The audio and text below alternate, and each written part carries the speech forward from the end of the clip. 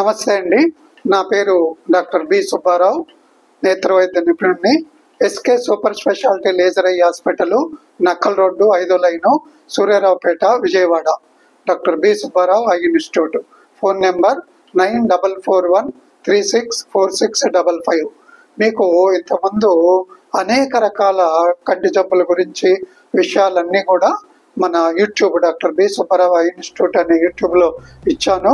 ఇప్పుడు మీకు ఒక ముఖ్యమైనది అంటే ప్రజలలో ఉన్న అపోహలు, దాంట్లో నిజానిజాలు అంటే ఈ యొక్క కంటి చికిత్సలలో దాని గురించి తెలియజేస్తాను, వినండి. డాక్టర్ గారు, రకరకాల లేజర్లు కంటి చికిత్సకు వాడుతూ ఉంటారు. ఇది ఎలా వాడతారు తెలియచేయండి. నమస్తే అండి. ఇది కూడా చాలా ముఖ్యమైనదండి. ఈ మా కంటి చికిత్సలలో లేజర్లు దాదాపుగా 4 రకాల లేజర్లు వాడుతూ ఉంటాం అన్నమాట. సో అందువల్ల ప్రతి ఒక్కరు కూడా ఏమనుకుంటారంటే, అమ్మో లేజర్ చికిత్స అంటే చాలా గొప్పదనేటువంటి అపోహలు ఉన్నాయన్నమాట. అంటే కొన్నిటల్లో నిజంగానే లేజర్లు గొప్పవి, కొన్ని లేజర్లు లేకపోయినా కూడా అనేక రకాల చికిత్సలు, ఈవెన్ క్యాట్రాక్ట్ కూడా చేస్తూ ఉంటామన్నమాట. సో ముఖ్యంగా ఈ మైనస్ పవర్కు మేమేమంటే ఎగ్జైమర్ లేజర్లు అనేటువంటి వాడుతుంటాం.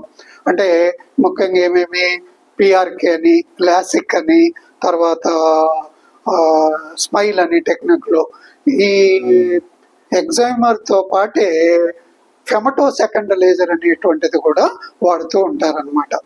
అలాగే ఈ యొక్క క్యాట్రాక్ట్ కూడా లేజర్ అసిస్టెడ్ క్యాట్రాక్ట్ సర్జరీ అంటాం. అంటే మొత్తం క్యాట్రాక్ట్ సర్జరీని అంతా కూడా లేజర్తో చేయలేము. సపోజ్ ఒక 10 స్టెప్పులు ఉన్నాయనుకో, ఒక 3 స్టెప్పులు లేజర్తో చేస్తాం. ఇది ఫెమటో సెకండ్ లేజర్తో.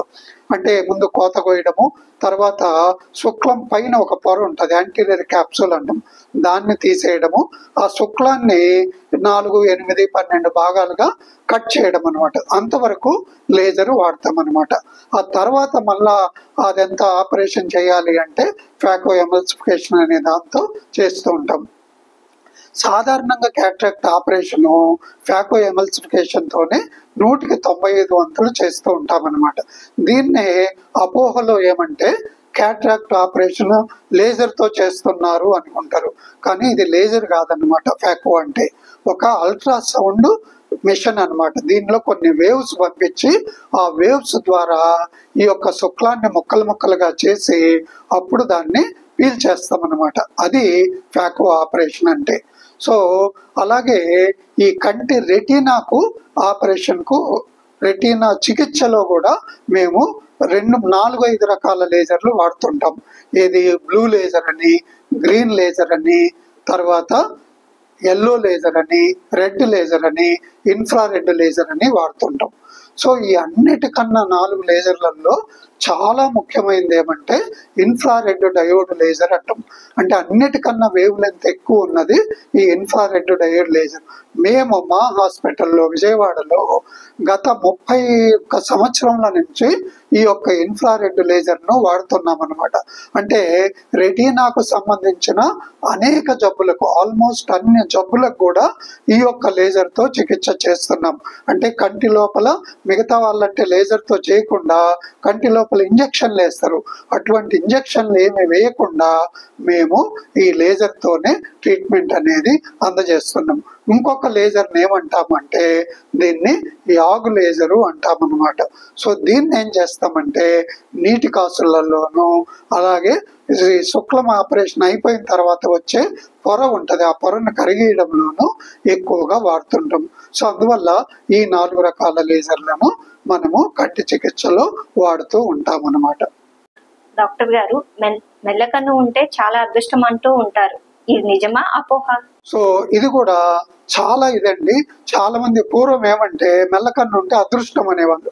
అంటే లేడీస్కి ఎడం వైపు ఉంటే అదృష్టం అని, జెంట్స్కి ఏమో కుడివైపు ఉంటే అదృష్టం అని.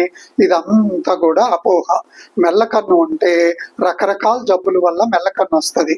ఓసారి వంశపారంపర్యంగా తల్లిదండ్రులు, తాత ముత్తాతలు ఎవరికన్నా ఉంటే మెల్ల రావచ్చు.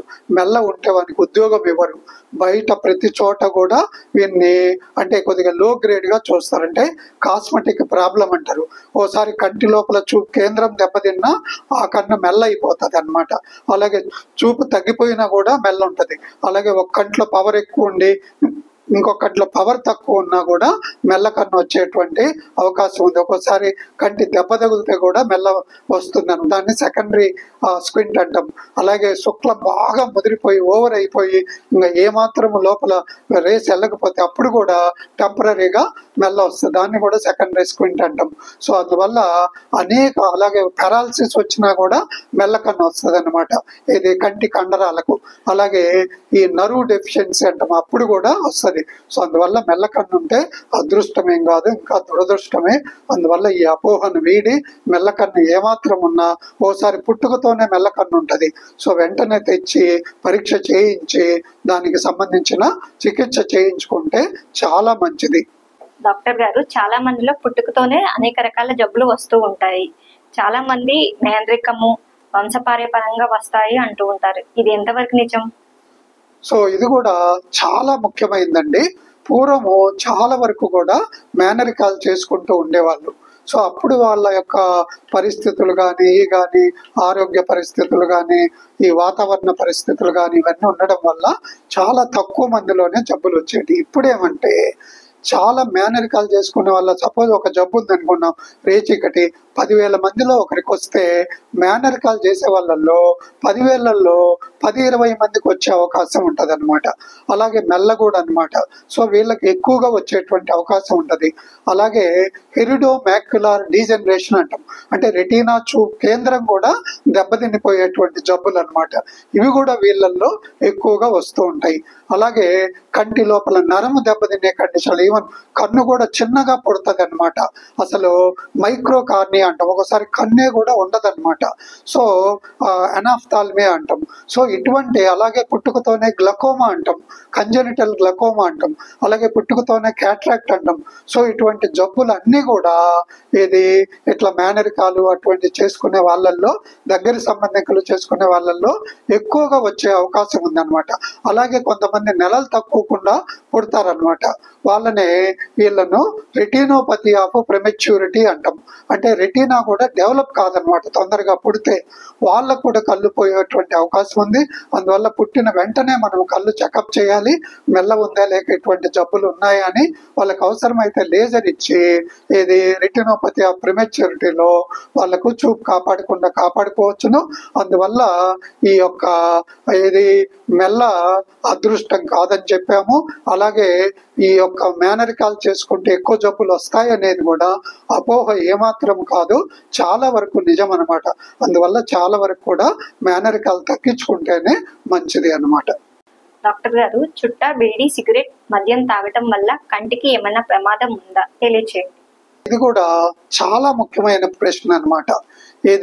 పూర్వం ఎక్కడో, అంటే ఈవెన్ మేము చదువుకునే టైంలో 120 మంది క్లాసులో ఉంటే ఎవడో ఒకడో ఇద్దరు ఈ మద్యపానము రుచి తెలిసిన వాళ్ళు ఉండేవాళ్ళు, మిగతా ఎవడు కూడా తాగేవాడు కాదనమాట. ఈ కాలంలో ఏమంటే కాలేజీ పిల్లలు తాగుతున్నారు, తర్వాత యువకులు తాగుతున్నారు, పెద్దోళ్ళు, ముసలోళ్ళు, కూలోళ్ళు, పనిచేసే వాళ్ళు అందరూ తాగి రకరకాల ప్రాబ్లమ్స్ తెచ్చుకుంటున్నారు అనమాట. దాని పేరే చూడు, మద్యపానము, అంటే మధ్యలోనే పానం పోతుంది అనమాట, అందుకు దాన్ని మద్యపానము అన్నారు.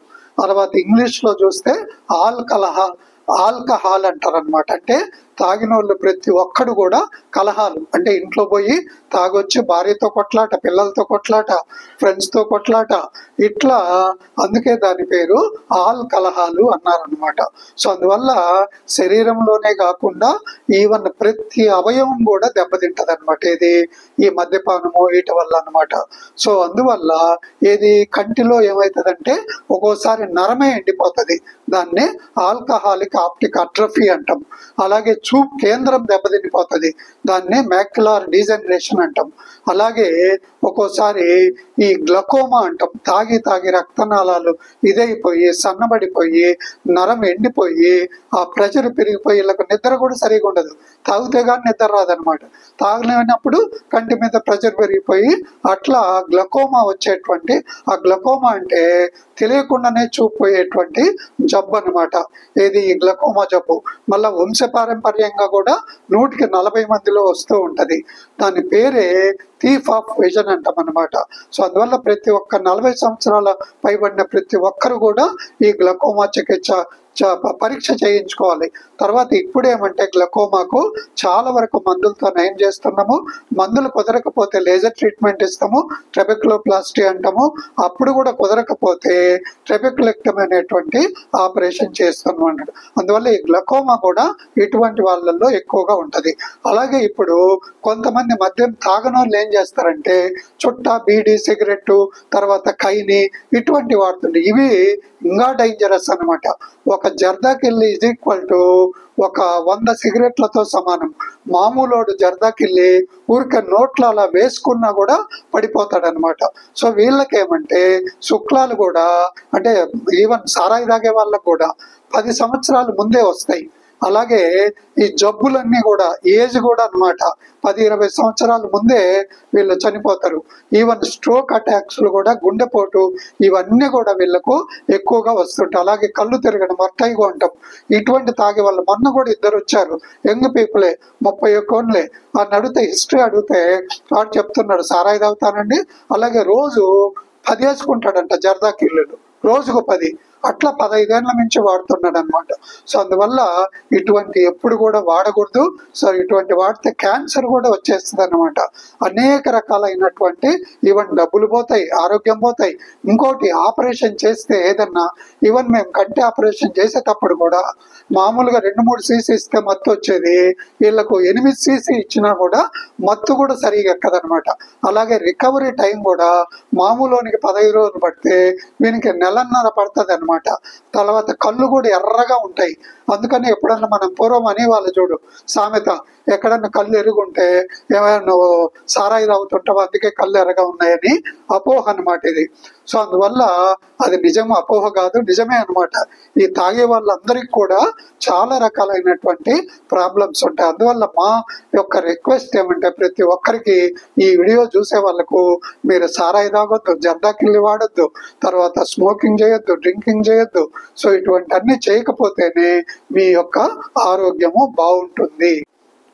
డాక్టర్ గారు, పూర్వం ఒక సామెత ఉంది, పాపాలు మోసాలు చేస్తే కళ్ళు పోతాయి అంటారు. ఇది నిజమా, అపోహ? ఇది కూడా చాలా వరకు మనం శాస్త్రీయంగా పరిశీలిస్తే అండి, ఏదో కొన్నదల్లో అపోహ ఉండొచ్చు కానీ ఇది కూడా నిజమని చెప్పొచ్చు. ఎందుకంటే ఈ యొక్క మోసాలు చేసేవాళ్ళు, తర్వాత దగాకోరులు, తర్వాత హింసాత్మక నేచర్ ఉన్నటువంటి వాళ్ళు, తర్వాత ఇటువంటి వాళ్ళల్లో ఏమంటే కొద్దిగా ఈ కంటి జబ్బులు వచ్చే అవకాశం, అంటే సపోజ్ డయాబెటీస్ ఉందనుకో, వాళ్ళకి ఇటువంటి వాళ్ళల్లో డయాబెటీస్ ఎక్కువగా వచ్చే అవకాశం ఉంటుంది. ఎప్పుడు టెన్షన్గా ఉంటారనుకో, వీళ్ళకు టెన్షన్ ఎక్కువ, హైపర్ టెన్షన్ అంటాం. ఏది హైపర్ టెన్షన్ వల్ల కూడా చూపు పోయేటువంటి అవకాశం ఉంది, నరమే ఎండిపోతుంది. అలాగే వీళ్ళకు నిద్ర కూడా ఎక్కువ రాదనమాట. సో నిద్ర రానటువంటి వాళ్ళకు గ్లకోమా వచ్చేటువంటి అవకాశం ఉంది.